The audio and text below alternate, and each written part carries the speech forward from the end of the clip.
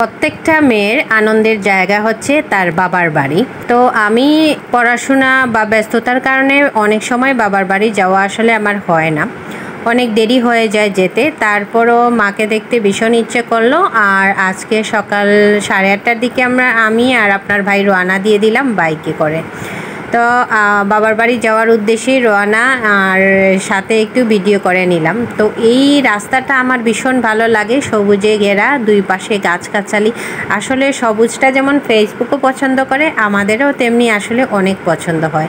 So hello everyone, আসসালামু আলাইকুম। যে যেখানে আছেন আমার ভিডিওতে অবশ্যই লাইক কমেন্ট শেয়ার করে পাশে থাকবেন। তো সকাল থেকেই কিভাবে যাব, কিভাবে রওনা দিব, সব মিলে আসলে খুব ভালো লাগছিল। আর কখন গিয়ে পৌঁছাবো, তো যেহেতু আমি একদিনের জন্যই যাচ্ছি, সকালে গিয়ে বিকেলে চলে আসব, তাই তাড়াহুড়ো করে যাচ্ছি। যত সকাল পৌঁছানো যায় তত সকাল আমি আবার ফিরে আসতে পারবো। তো এই অঞ্চলটা ভাটেরা অঞ্চলে, এখানে চা বাগান ছিল, আমার বেশ ভালো লেগেছে। আর গিয়েই অনেক নাস্তা বাস্তার আয়োজন হয়েছে। যাই হোক, আমরা অনেক গরম থেকে চলে গেছি, এখানে গিয়ে নাস্তা খাওয়া দাওয়া করলাম। আর মা অনেক কিছু রান্নাও করেছেন আমাদের জন্য, তো সব কিছুই আপনাদের সাথে শেয়ার করব। এখানে ছিল মাছের চপ, ডিম, মাছ ভাজি ছিল, তারপর ছিল আলু দিয়ে গরুর মাংস, আর এখানে ছিল সালাদ, ভীষণ ভালো লাগে। আর এখানে রোস্ট ছিল, তারপরে চিংড়ি ভুনা ছিল, টমেটোর খাট্টা ছিল। সিলেটের মানুষরা টমেটোর খাট্টা খায় না, সেটা বলা যাবে না। আর একটু টক হলে ভীষণ ভালো লাগে, আর আমাদের তো অনেক ভালো লাগে। আমি সব সময় টক খেতে পছন্দ করি, যেহেতু আমার বাসায় তেমন একটা টক চলে না, কিন্তু বাপের বাসায় অনেক চলে। আর এটা শিমের বিচি দিয়ে মাছ রান্না করেছেন। এখানে বিরিয়ানি ছিল।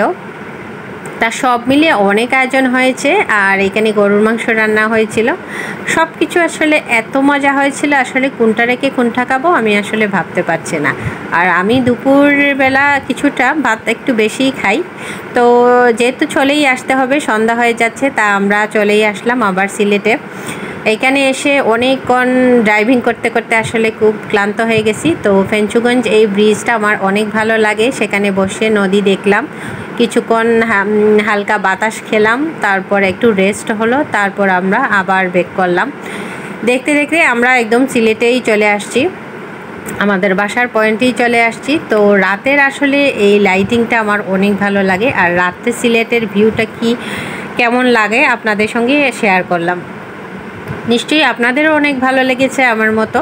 তো রাত তো হয়েই গেল, আমরা প্রায় মাগরিবের আজানের পরে বাসায় ফিরেছি। যাই হোক, বাচ্চা সবাইকে রেখে গিয়েছিলাম, আপনার ভাই আর আমি। সবাই ভালো থাকেন, আল্লাহ হাফিজ।